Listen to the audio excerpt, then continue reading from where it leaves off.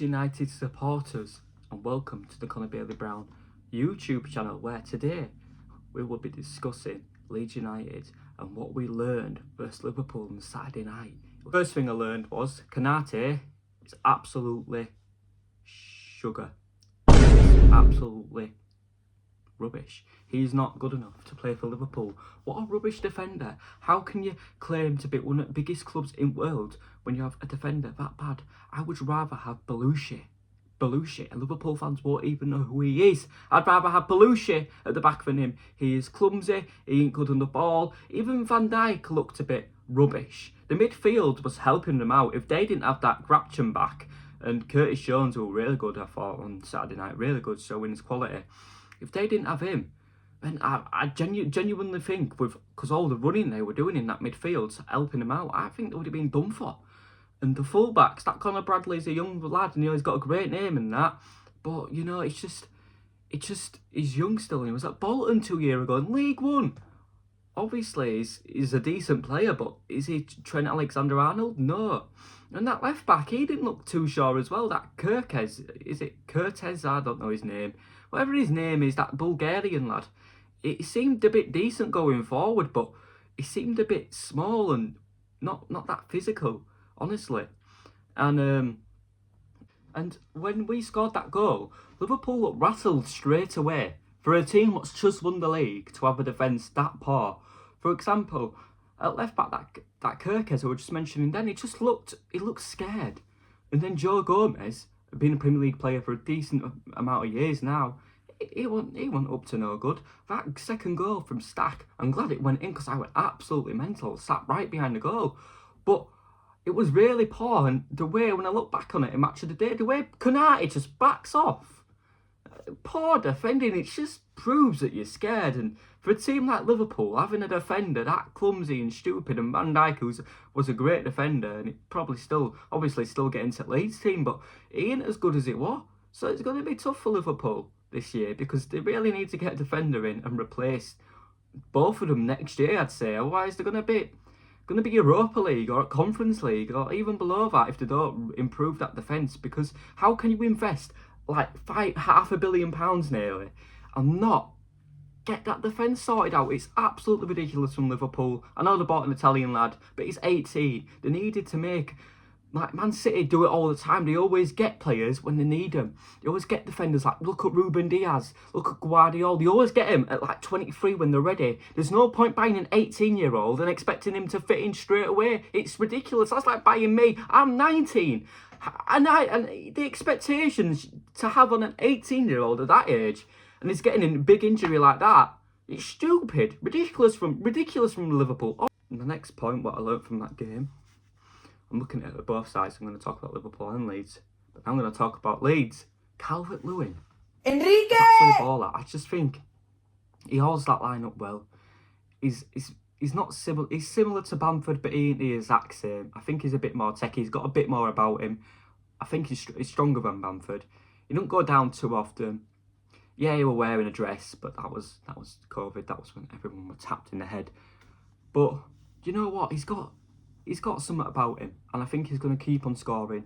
I think he's been unlucky with injuries, and Everton in the last few years, it's been a toxic club, a bit like Leeds.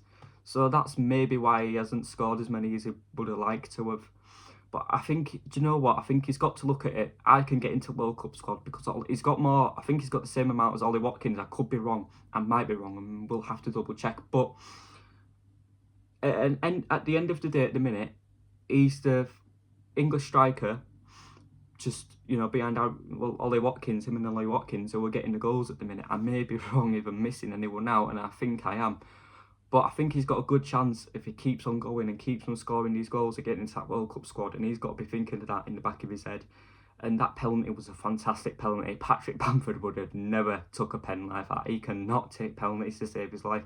And even at the end there, when he's making that movement, and it even got, I think it was off Grapchanback's hand. I might be wrong, it might have been Joe Gomez, but it even went off his hand, so I think he's encouraged him to win a penalty there. It would have been a penalty, I reckon, but Tanaka would have anyway. So it's just little movements like that. He's helping us out quite a lot, and I think he needs to be starting him and the Metcher up front. I think that will be really good, and I think we can as we proved we can actually transition to a 4-3-3. Like, that is an amazing thing. We didn't even have under Bielsa. We need to keep this up, and hopefully this isn't just a blue patch, and hopefully we can go on and beat Brentford this Sunday. So yeah, I'm happy with Calvert-Lewin. Well done, mate. Even though you were addressed, you are the best. One thing I learned from Saturday, Liverpool fans are interesting. They weren't the best, they weren't the worst, but for a big club you'd expect better. But maybe they're just fed up of going to little teams like Leeds were massive, really. But their fans were interesting. I've never seen a set of fans like it. They were all there before the game kicked off, about 10 minutes, 20 minutes before. The only other time I've seen that, I think, is Coventry. Coventry fans wickedly did that, and then after half an hour we scored, shut up.